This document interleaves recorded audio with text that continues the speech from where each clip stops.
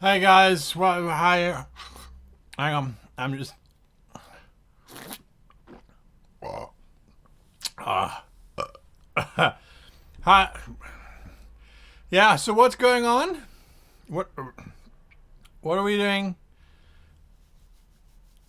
today? I mean, are we cool? Cool. Cool. Cool. No, I'm busy. Leave me.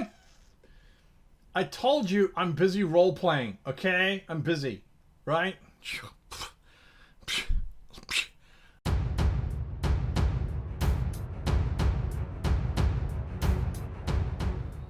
Hello and welcome to this week's episode of How to Be a Great Player. My name is Guy. Let me fix something just really quickly before we start to roleplay online. That's better. Right. So, we're talking about some fundamentals about how to improve your online role-playing experience, improving your online play, as you can see up there. Whatever your personal style, and I'm not attacking people who have long hair, whatever your personal style, you can always neaten yourself up just a smidgen before you go onto camera. I know it doesn't seem like it's worth it, but sometimes it is. Now, that's not what we're talking about today, however. We're talking about improving your online role-playing experience. Now, I've spoken about some rules that you must never break whilst being online. That is absolutely true. There are some rules that you shouldn't break, and you can go and watch that video if you want to look at that. We're talking about technically improving your online experience. What can you do to make it better? We're looking at personal approach. How do you personally make it better? And then we're looking at how do you do characterization specifically for online role-playing, where you don't have a huge amount of body language. You can't really convey that to your fellow players. You also can't really do subtle, and one of the things that you fundamentally cannot do is you cannot quietly do an aside to one of your fellow characters, one of your fellow players. You have to use text messaging. And there's just something about a text message which is not as personal as leaning and doing a, wow, if that's what he thinks he's going to be doing, which you can do around a real table. So let's have a look at those. Let's go and have a look at the technical side of things. What do we need to ensure? A decent headphone and microphone. These are absolutely critical. If you're going to be role-playing online, save up for a month or so, or maybe 2 months, depending on your financial situation, and just invest in a decent headset and a decent microphone. Let me get out of the way. By doing this, you ensure that people can hear you. Audio is the fundamental basis around which we roleplay. We hear what each other is doing, and yes, to a degree, we see what each other is doing. But fundamentally, primarily, we hear because it is a verbal game. We talk about what our characters are doing. So having a good quality microphone that doesn't crackle, that isn't loud or grindy, that is fundamental to having a good online experience. A quiet space with limited interruptions.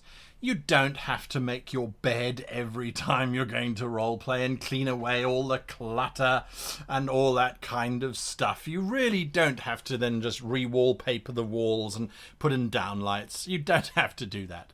Not at all. However, a quiet space where you don't have screaming children in the background or someone demanding your time is very important. There are times when dogs bark or when neighbors decide to re-drill their entire driveway using an industrial-grade jackhammer. Those are going to happen. But generally speaking, a quiet space. Limited interruptions. This seems to be more difficult than I have ever personally experienced it. My household, when I grew up, if your door was closed, it was not opened unless the house was on fire. If the door was closed, it meant that you were in your space and that when you were willing to receive visitors, you would open that door and allow people to come in. So there was always a sense of privacy that was almost sacrosanct in our space, to the point that you would need to do something, but you couldn't because the door was closed, so that meant you couldn't interrupt. unless it was a critical emergency, in which case you could then politely knock. So it depends on each household. But if before you start role-playing, you go to the people that you share your space with and you say, I'm going to be doing something online and I would appreciate it if you didn't interrupt me unless it's an emergency for the next 3 hours or 4 hours, a lot of them will understand. Alternatively, if they are going to interrupt you, as if you're expecting a delivery from Amazon, it's courtesy to say to those people that you are playing with, guys, I might have to disappear for a few minutes because I am expecting a delivery from Amazon or something along those lines. If you have a cat who particularly likes to sit on your keyboard or in front of your camera whilst you are working on your computer, you're going to have to train that creature that when you are busy, it is staying away. There's nothing more irritating than seeing this cat, oh look, it's so cute, and then the cat turns around to face the user and you get the reverse end and you suddenly not so endeared by the beast. Good lighting. Now, if you're going to be doing video, and that is definitely where we are heading, we've moved away from just audio, now it's video and audio, it does allow for a certain amount of body language. When the GM hunches over, you get the sense, oh, it's an old person. When the player reacts to combat, you get a sense, much more than just the verbal, you get a physical sense of what the player and what the character is doing. If you have good light, that's brilliant. Now, if you are not willing to invest in $100 worth of LED lights, and perhaps that is beyond the budget of most people, absolutely. Find a window. A nice large window that has light streaming in, as long as it's in front of you and not behind you, will provide you with all the light that you could possibly need during the day. At night, however, that's when it becomes tricky. So if you're predominantly playing at night, I would suggest investing in 1 or 2 good lights. And we'll put the links down below for the lights that we use on all of our shows. They retail in the region of around $80 each. And, well, if you pick up one every 3 months or so, yeah, it's brilliant. It's absolutely brilliant. So good light is something definitely to have. So now we've covered the technicals. If you can get these 3 things right, you are already in a fantastic space. Personals. A neat space. I did say you didn't have to re-wallpaper every single time, but a fairly neat space is less distracting than this absolute dog show. If you do have a messy room, and a lot of us do, if you were to see the side of the screen that you're not seeing on my camera, there is clutter and there is mess. It happens. But a cloth hung across the back of the camera's view hides all of that. It neatens it up so that you don't find that you then have your players sitting there watching whilst you talk going, I think it's moving. Is that a foot? Is there someone in your bed? Or under your bed? I don't know what that is. You don't want that distraction to happen. You don't want people to be going, oh, look, that photograph. Oh, who's that person? Those are distractors, and you don't want distractors. You really don't. So whether you drape something across the background, whether you are lucky enough to have a space that you can just neaten up 10, 20 minutes before the show happens or before you start your online session, absolutely something to look at. Organized drinks. Quiet, let me get out the way, quiet snacks, quiet snacks, there we go, quiet snacks, organize quiet snacks. No one wants to sit there and listen to you going snacks that are not likely to dribble out either. If you have a beard like me, you need to be aware that you will collect stuff. It happens, and we save it for later, yes, I know. But just be aware of that and have something handy that you can just go, there we go, that was lovely. Try and avoid that. Now, originally, I used to preach, don't eat or drink during a role-playing online. It's a bad thing. Over time, I have realized that as humans, we do need to imbibe liquid or food during particularly long sessions. But again, you can find something that's quiet to drink or to eat that's even better. Yes, you can mute yourself, and of course then you run the risk of then you are chatting about what your character's doing and no one can hear you. But aim for simple, aim for easy, aim for something that is particularly Nice, but isn't necessarily going to dribble everywhere. And be on time. There is absolutely no reason for you not to be on time. If you're not going to be on time, at least an hour before, text whoever's in charge, drop them a Discord message, drop them a tweet, whatever. I'm on fire, we'll be slightly late for the game. Just let them know. But being on time is something that you can organize. Yes, chips are crunchy, drinks can make you gaseous, whatever. Your space might not be the neatest space out there. Marie Kondo might not be running around going chung chung everywhere, whatever. Who the hell does she think she is? Anyway, but you can always be on time. That's the important thing. You can always be on time. And then characterization. How do we work this strange space of online role-playing? Characterization is where you have to now start working on yourself personally. And a lot of people say, oh, you speak so well when they talk to me.